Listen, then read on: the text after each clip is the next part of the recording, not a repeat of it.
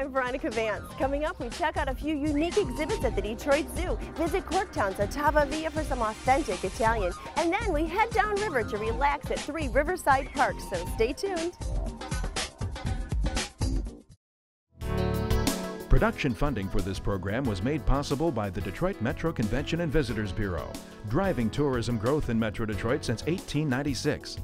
More information is available at visitdetroit.com.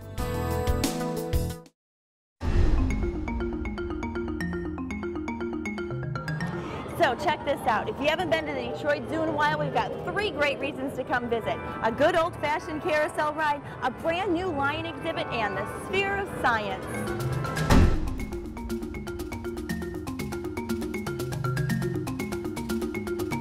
Well, so Ron, you've got some really neat new exhibits here at the zoo. For instance, the carousel. It's so neat, and it's all hand-carved, I understand. Yes, it's wood hand-carved. This is a very unique carousel. There's also brass, and it's lit up at night, really fabulous. We went a different route than most people do. We've got praying mantis, and we've got poison dart frogs.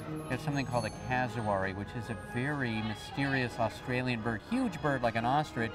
So it's all a bunch of different animals and really a piece of art. Again, all hand-painted. This is very unique. Yeah, can you imagine carving a praying mantis, especially this big, and then all of this incredible painting? Now, how many artists worked on this? Well, there are quite a few, and we met them over the course of the year that they were carving, and so far everybody's loved it. Oh, yeah. Well, and then there's, what 33 different animals, so kids have tons of choices. Lots of choice. Some of them are really big, some of them are smaller so that they don't scare kids. Just puts a smile on everyone's face.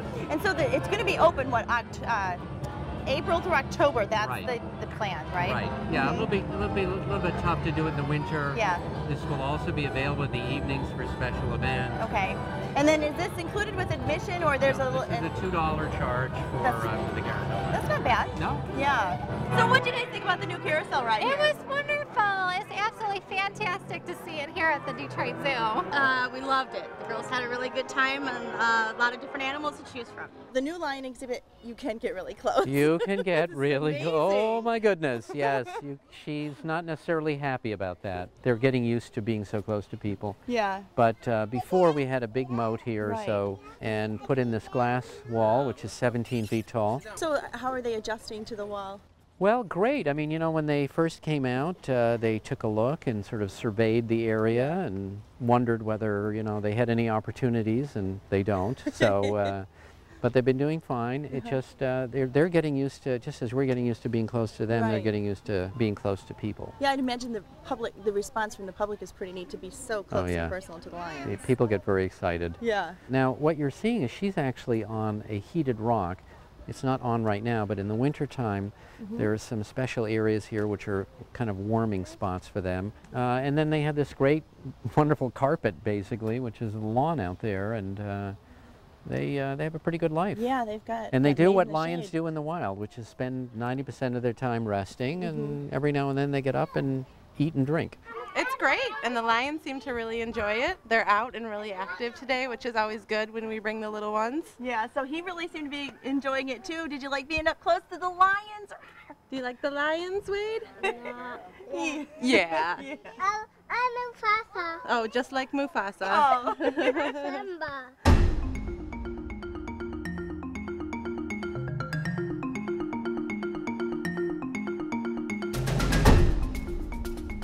This is science on a sphere. So if we were about 1,000 miles in space looking at Earth, we would see what's here, and it is a visual representation of Earth.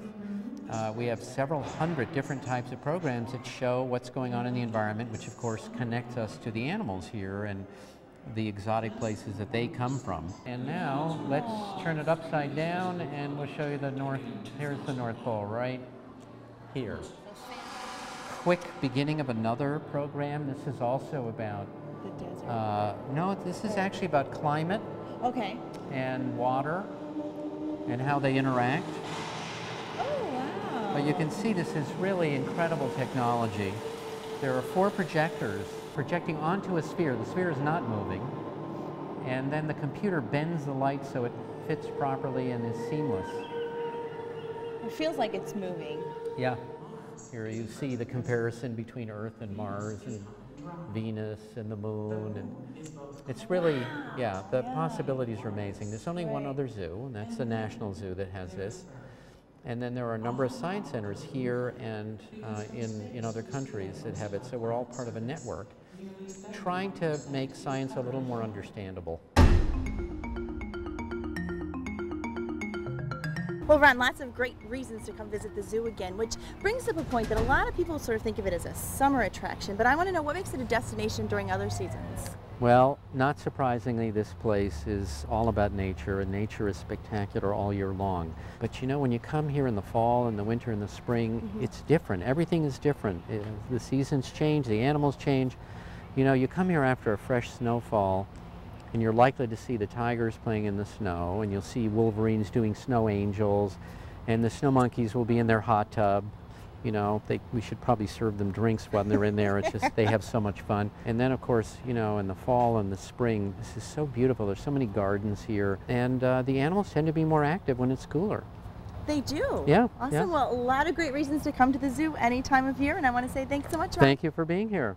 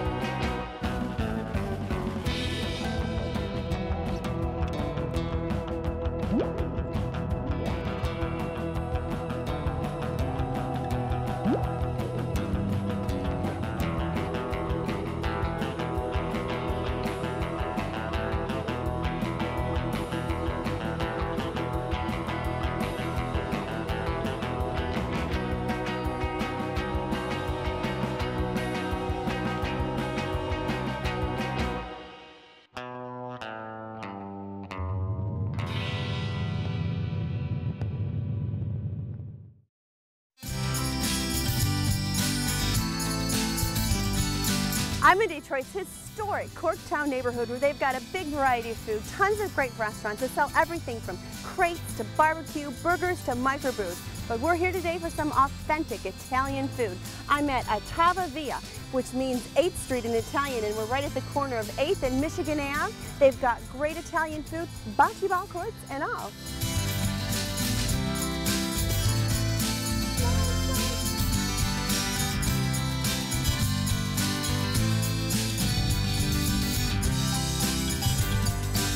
Wow, this place is gorgeous inside. It reminds me of like an old trattoria from the old country. And I love this big, huge table, this farm-style family sit down for a feast. The ceilings are great, the decor in here is beautiful, and it has such a cozy feeling. Well, so Heather, you are the general manager of Otago Via, and outside I noticed when I was coming in, it says it's a bank and loan. It used to be a bank and loan building? Yep, we kept the original signage out front to kind of keep the history of the building. Previously it was Arthur's Pawn Shop. Dave, the owner, has actually handpicked each thing that you see on the wall to kind of give it that eclectic feel. And it's very cozy. We would like to accentuate that dining style of Italy, where it kind of feels like family. Big bar, too. Full bar. We have house-made sangria, sparkling blanco, and rustic red. Okay, so it's house-made limoncello as well. So something else that caught my eye was this big cheese display here. But this is what you're using? Yes, we do cycle through the product that is in this aluminum case. It's all imported from Italy, DOPG. DOPG means that it's authentic and imported authentically from Italy. Oh, all right. Well, DOPG cheese and meats we're getting here. And then so you've got this, and then there's another dining area in the back? Yep, we actually call that the music room. Dave, the owner, has dedicated that room to his daughter, and all the instruments that you see in there are the ones that she no longer uses. And out here we have the patio. We have a fire every night. I love this. It's a some courtyard that you've picked up from Italy and you've put right here. Yeah, the reclaimed brickwork actually just gives it It that entire feel. does. Wow. It was all hand done. And do you actually use this wood-burning stove out here for anything? We just use it for a fire. This is fabulous. So right now it's just kind of free play and practice for anyone that would like to come. Well, this is great, but I know what I'm really here for is to try some of this authentic Italian food. It's delicious. You're going to love it. All right.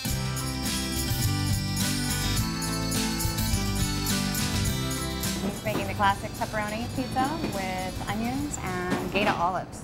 They are a classic medium, about 6 slices. They're hand tossed, so the crust is crispy, a little bit thinner, but still soft throughout. That sounds like a real Italian pizza. This stone oven, which can also be a wood oven, was imported, and it can actually get up to about 800 degrees. A single pie going in one at a time can take 90 seconds to cook. This is, again, the pepperoni pizza. But it the classic pepperoni with house-made mozzarella, the Gaeta olives, margarita pepperoni, and red onion.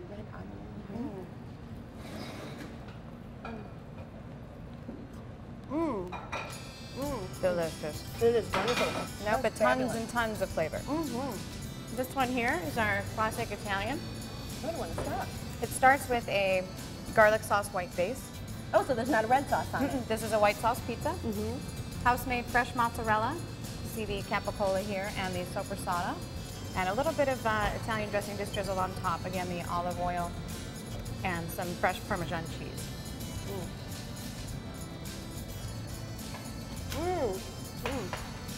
Oh, it's fabulous. Oh, it's so garlicky. That sauce on there is That's fabulous. the white sauce. Wow, Heather, this is quite a feast in front of me. Tell me about all of these wonderful foods. So most of these are some of our house staples. Starting with the appetizers, we have the house sliced prosciutto here and soppressata. We also make our mozzarella in-house and the pecorino toscano. This is kind of right. So it's just kind of however you, how you want to do it, right?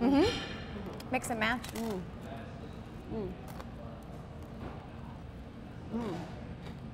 Oh, how is it? It's wonderful. I love that. The marmalade on it gives it, kind of cuts the richness of the cheese and the little bite of salami. That's nice. A little bit of salty, a little bit of sweet. This here is our bruschetta. So we have the fresh basil on top, fresh sprinkle of Parmesan, and everything else is a secret. Very fresh. Salud. Salud. Oh my goodness. Delicious. It's like you're eating a garden. Pretty much. That is so flavorful. Very fresh. And of course then onto the entrees. So these are probably the 3 most popular. These are? Yep. This one here is a Mediterranean sea bass. It's called bronzino. So we leave the skin on, we pan sear it, serve it over Tuscan potatoes. And on top here, we have our house-made salsa verde. The skin is very, very good for you. The skin is good. Classic Italian way to eat. Let's see. Oh my. That is heavenly. Lots that and is lots of so flavor. Buttery. The texture and then the crunch of the skin Yeah, on it. a little bit of crisp. And these are the Tuscan potatoes. Yep. There's some Calabrian chilies in there, capers, and garlic with olive oil and lemon zest. That's a nice olive oil on there, or whatever the sauce is. What do we have here? The porchetta hot plate is also served over the Tuscan potatoes. On top you see a fennel and arugula salad with citrus segments, a little bit of pork jus on the bottom, and the porchetta itself is actually pork loin wrapped in pork fat and then cooked to order. Look how nicely that pork is cooked.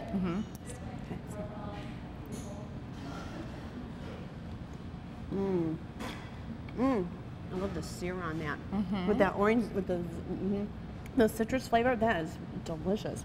Okay, and we should go on to, of course, a pasta dish. Yes, we have to do the pasta. So here you have the ragu bolognese. Oh, that's just wonderful. The pappardelle noodles with the braised veal and beef sauce that we have here. We top it off with a little dollop of mascarpone cheese to kind of pull all the flavors together. So we get a little bit of the mascarpone and the sauce here. These are the best noodles to have with the ragu. They really soak up all of the sauce, so you're getting all of that flavor in each bite. Wow. You see the chunkier style mirepoix, the carrots, onion, and celery that are in there as the base of the sauce to give it that rustic. Wonderful, yeah, that rustic flavor. I'm going to tell you, everything is just wonderful. Well, Heather, I want to thank you so much for showing me around. Thank you so much for coming. I'm glad you enjoyed everything. Yes, so Otago Via, which of course is Italian for 8th Street, right at the corner of 8th and Michigan in Corktown. And you know how sometimes food is just, that's good, it's energy. This food is the kind of food that really tastes that good. It's just, you don't know how they do it, but they're doing it here. It's fabulous. Now, shall we eat? We shall. Okay. Thank you. There are plenty of things to see and do in Metro Detroit this month, and our calendar of events is up next to point you in the right direction. Celebrate the good old red, white, and blue at the Ford Fireworks and then at the Stars and Stripes Festival at Freedom Hill. Get a peek at your dream car downriver along 4th Street, and fairy tales come to life at the Etzel and Eleanor Ford House. To learn of any changes, log on to visitdetroit.com or call 1-800-DETROIT.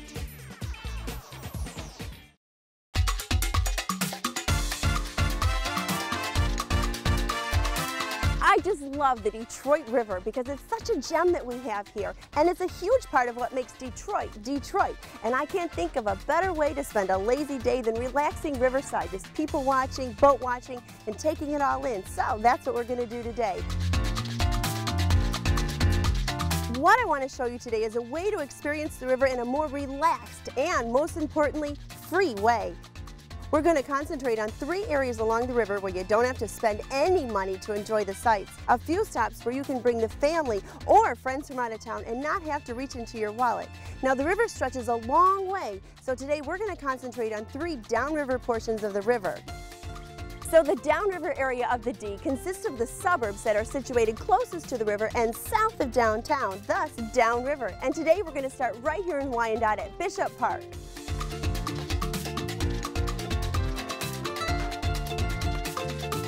Bishop Park is a great spot. I love that you can just pull up and park for free, and then you can get out and walk along this great river walk, stroll casually, and you're right up close to the Detroit River. It is so relaxing.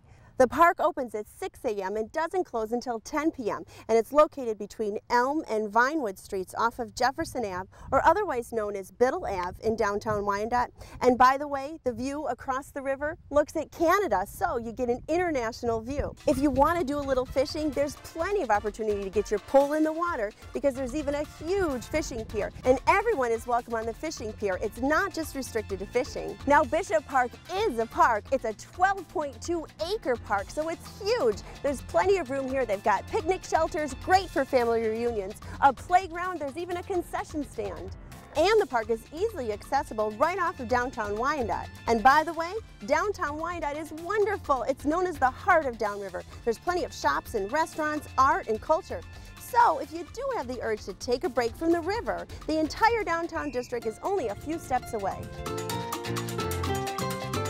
Now just a little farther south of downtown Wyandotte and south of Eureka Road, you'll come to another riverside destination, BASF Waterfront Park. And this place is huge. It's 20 acres.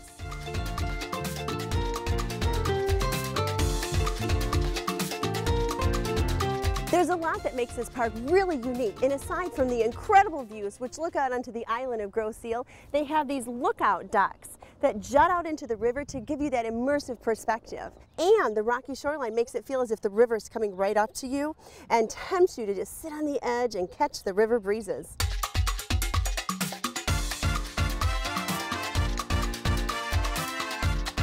Look at this great promenade. It spans the length of the park and it's surrounded by trees as well as art sculptures and statues. In the evening, when the sun is setting, the lampposts cast a warm glow over the whole area and it gives the place a really romantic feel. But amidst all of this, you can still get in some great exercise because the park is a rowing launch as well as sand volleyball courts. It's so easy to pass the time here and get lost in the breezes coming off of the river.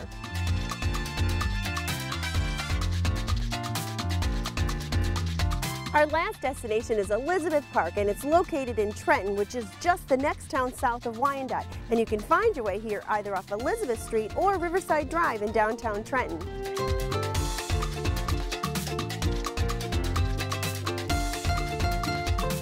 Elizabeth Park is fantastic, and it's the biggest of the 3 parks we've covered today with 162 acres and over 1,300 feet of riverwalk.